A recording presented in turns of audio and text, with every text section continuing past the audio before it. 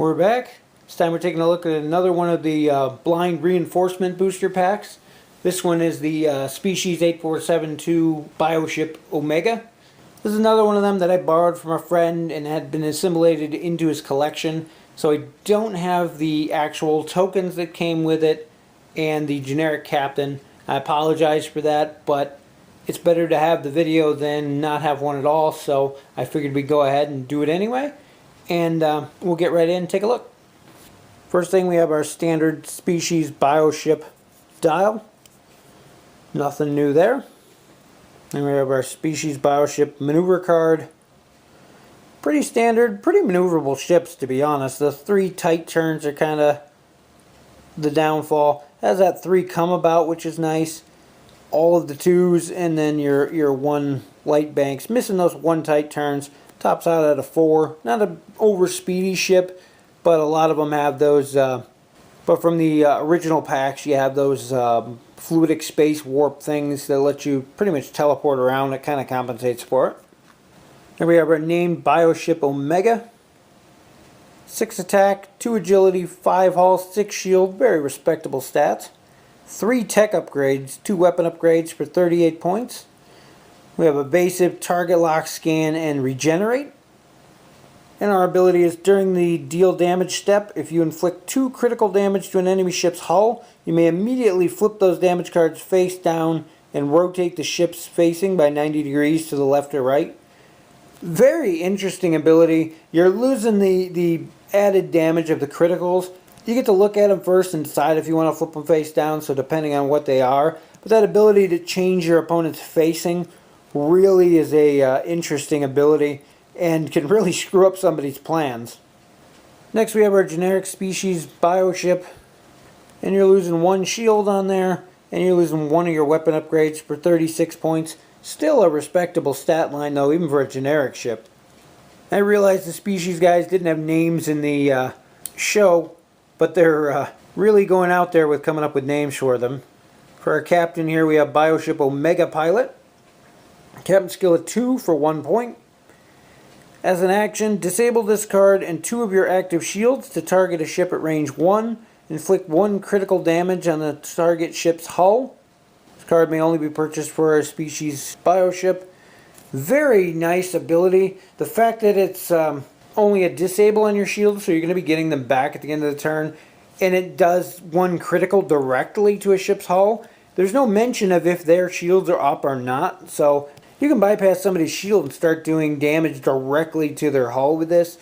And with the Bioship's ability to regen, you can use this action, and even if you get hit while your shields are lowered, you can just regen later.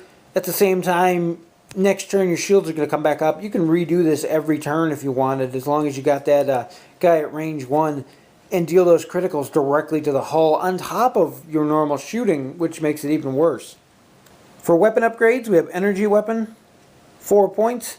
During the activation phase, if an enemy ship ends its move in your forward firing arc, you may discard this card to immediately perform an additional attack against that ship with your primary weapon at -3 attack dice. If you do so, place an auxiliary power token beside your ship. This upgrade can only be purchased for Species Bioship, and no ship can be equipped with more than 1. It's an interesting attack. It halves your primary weapon damage, but it's also an extra attack. So you're being able to fire, and then on your normal phase you can shoot again if they're still in your arc. Definitely interesting. If you already know you're planning a green maneuver, that auxiliary power token really does nothing to you, because you're going to fire this, get an auxiliary power token, then your movement comes, you move, clear the auxiliary power token, and you're fine to do whatever anyway. 4 points for a discard is kind of steep, but for the ability to fire a extra time, granted it is only 3 dice, but if you're at close enough range when it happens too, you're going to get that close range bonus because it is your primary weapon you're firing, so keep that in mind as well. For tech upgrades, we have neuropeptides, 2 points. During the activation phase, you may discard this card to perform an action from your action bar as a free action. It can only be purchased for Species ships, and no ship can have more than 1. Free actions are always nice. 2-point discard for a free action, you really can't go wrong with that. Next we have organic conduits. 1 point. When you reveal a red maneuver, you may discard this card to treat that maneuver as a white maneuver. Again, it's going to only be purchased for a bioship. Definitely a nice card to have there. 1 point, well worth it. These cards are really going against the original 2 bioships that showed us that the upgrades for species were extremely overcosted. I think they went the opposite direction with these, but definitely good ones. And last we have resistant hull. 1 point. You may roll your full defense dice in spite of being the presence of an opponent's ship's scan token. In addition, if a Borg upgrade affects your ship, captain, or one of your upgrades, roll a defense die. If you roll a evase result, the effect is cancelled. This upgrade can only be purchased for species ships, and no ship can be equipped with more than 1 resistant hull upgrade. Again, another solid upgrade. I noticed in the original 2 bioships, a lot of the cards were immune outright to Borg abilities. This one is susceptible to it, but on the other hand, this card gives you at least some defense against it, which is nice. There we have our Bioship Omega base. 90-degree front arc, no rear arc. That's probably their weakness, but they have such a good high primary weapon value, and rest of their stats are good too. It more than makes up for it. And there's our generic Bioship base. The ship model, again, another one of their shows of how much better they're getting at this. They are definitely an improvement over the old ones.